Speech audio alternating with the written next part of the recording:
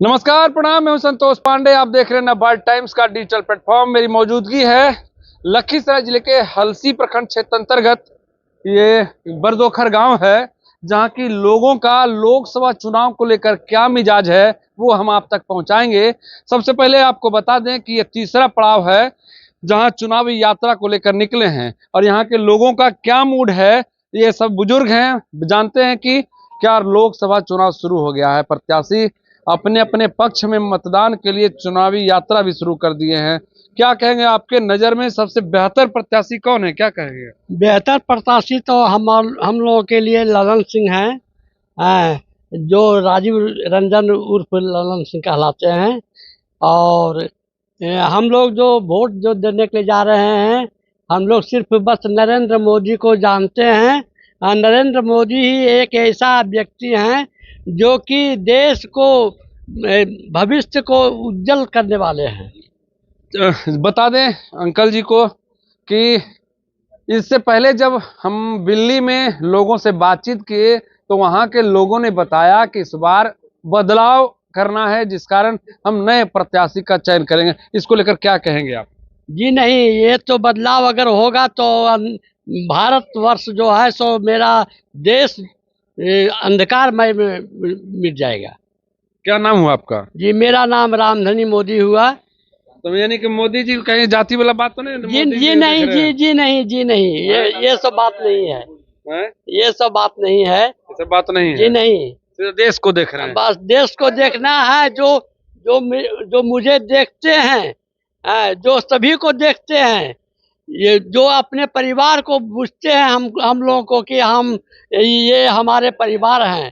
तो जो मेरे परिवार, जो मुझे परिवार के समझ से जुड़ रहे हैं, तो उनको हम कैसे भूल सकते हैं। धन्यवाद रामधनी जी। हमारे साथ कुछ और लोग हैं जिनसे हम बात करेंगे कि लोकसभा चुनाव में इनकी क्या राय है। हालांकि आपको बता दूं कि इससे पहले जो हमारा पड़ाव था वो रघुनंदन बिगहा में था, दिल्ली में था। सभी ने अपनी अपनी राय दी और यहाँ के लोगों का क्या राय है, क्या कहेंगे इस बार बेहतर प्रत्याशी कौन है? बेहतर प्रत्याशी तो ललन बाबू हैं। तो ललन बाबू के बारे में एक बार बता दूं कि ये तीसरी बार है, ये पहला मौका नहीं है कि किसी बाहुबली की पत्नी से इनका आमना सामना है। पहले भी इन्होंने अनंत सिंह की पत्नी नीलम देवी, सूरजभान सिंह की पत्नी वीणा देवी का सामना किया। इस बार इनके सामने जो है अशोक महतो उनकी पत्नी है। क्या कहेंगे, क्या रहेगा? जिसे देखिए, वो बाहुबली भले हैं, लेकिन हम लोग तो विकास के मुद्दे पर दे रहे हैं वोट। और विकास के नाम पर जो भारत का नाम गौरव किए हैं वो सिर्फ नरेंद्र मोदी जी हैं। उन्हीं के नाम पर हम लोग वोट करने वाले हैं। और ललन बाबू भी हमारे क्षेत्र में काम किए हैं। हालांकि बरदोखर गांव सबसे पिछड़ा हुआ गांव है, यहाँ विकास का कोई काम हुआ है नहीं। साधारण सी बात है, जल नल योजना भी यहाँ तक नहीं पहुँच पाई है इस टोले में। ये तो आप लोग भी देख रहे हैं। जलनल भी नहीं पहुंच पाया? जल नल भी नहीं यहाँ पहुँच पाया है। तो फिर कैसे कहेंगे कि विकास को वोट देंगे? फिर विकास, क्षेत्र में विकास हुआ है, लेकिन सिर्फ मेरे गांव इससे वंचित है। तो आपका गांव वंचित लोग तो देखिए, अभी तक जिन लोगों से मैंने बात किया है सभी लोगों ने अपने अपने गांव को ही विकास का मुद्दा बताकर प्रत्याशी बदलने की बात कर रहे हैं। हम देश के नाम पर वोट दे रहे हैं। भारत का नाम गौरवशाली हुआ है। सभी लोग जान रहे हैं कि जितने भी देश विदेश के लोग हैं सब भारत से नतमस्तक हो रहे हैं अभी। और 5वें स्थान पर हमारे मोदी जी के कारण ही भारत का यहाँ पर पहुँचा है। नरेंद्र मोदी का ही। क्या नाम हो? नारायण सिंह। ये नारायण जी थे जिन्होंने बहुत ही अच्छी बातें कही कि जो मुद्दा है वो एक मुद्दा है, भारत को आगे ले जाना है। और लोग हैं जिनसे हम बात करेंगे, क्या कहते हैं, कितना नरेंद्र मोदी से प्रभावित है? 100%। 100%। तो इस बार लोकसभा में चुनावी मुद्दा क्या होगा? चुनावी मुद्दा यही है, विकास। और मानिए जो हमारे मोदी जी जो कर रहे हैं हम लोगों को पसंद आ रहा है। हमारे साथ चचा हैं जिनसे जानेंगे कि लोकसभा चुनाव में इस बार विकास फैक्टर होगा या फिर जातीय समीकरण काम करेगा, उसको लेकर बात करेंगे। क्या नाम है चचा आपका? हमारा नाम कामेश्वर सिंह हुआ। कामेश्वर जी, आप काफी बुजुर्ग हैं, काफी चुनाव आपने देखा है। इस बार चुनावी मुद्दा क्या होना चाहिए? हमारे दिल में जो बैठा हो वही होना चाहिए। क्या होना चाहिए बता तो दीजिए। मैंने मोदी जी को देख रहे हैं और ललन बाबू को देख रहे हैं। दिल में यही बात था। एकदम बैठ गया है। तो अभी यहाँ आपके ही ग्रामीण एक बता रहे थे कि यहाँ कोई काम नहीं हुआ, नल जल तक नहीं पहुंचा है। सही बोल रहे हैं, हम भी कर रहे हैं, काम नहीं हुआ, लेकिन आशा रखते हैं, मेरे आशा हृदय में रखते हैं। आशा है, आज तक काम नहीं हुआ, लेकिन काम होने की आशा रखे हुए हैं, आशा रखे हुए हैं। इसी को लेकर वोट देंगे। हाँ पता चला कि यहाँ ललन सिंह भी वोट मांगने आए थे, हाँ, आए थे मांगने के लिए, क्या क्या प्रॉमिस करके गए इस बार? कि हम तो आए बाद में, हम नहीं सुन सके। अच्छा, नहीं सुन सके। जी नहीं। क्या नाम है दादा आपका? अविनाश कुमार सिंह। क्या रहेगा चुनावी मुद्दा, क्या रहेगा दादा? रहना चाहिए ललन बाबू के फेवर में। तो यहाँ आए थे, फिर इस बार तो ललन बाबू के फेवर में वो कहते हैं विकास किए हैं, तो आपके गांव में तो नल जल तक नहीं पहुंचा है। विकास गांव का मुखिया करता है, पंचायत समिति करता है कि सांसद करता है? सांसद का क्या काम है? बाकी ये बात है, अगर विकास गांव का नहीं हुआ है तो हमारा दोष है, हम सांसद के पास कंप्लेन नहीं किए हैं। कंप्लेन करते तो ना हमारा ये काम नहीं हुआ है, तो जनता जागरूक नहीं है, इसके चलते वो सब दोष है।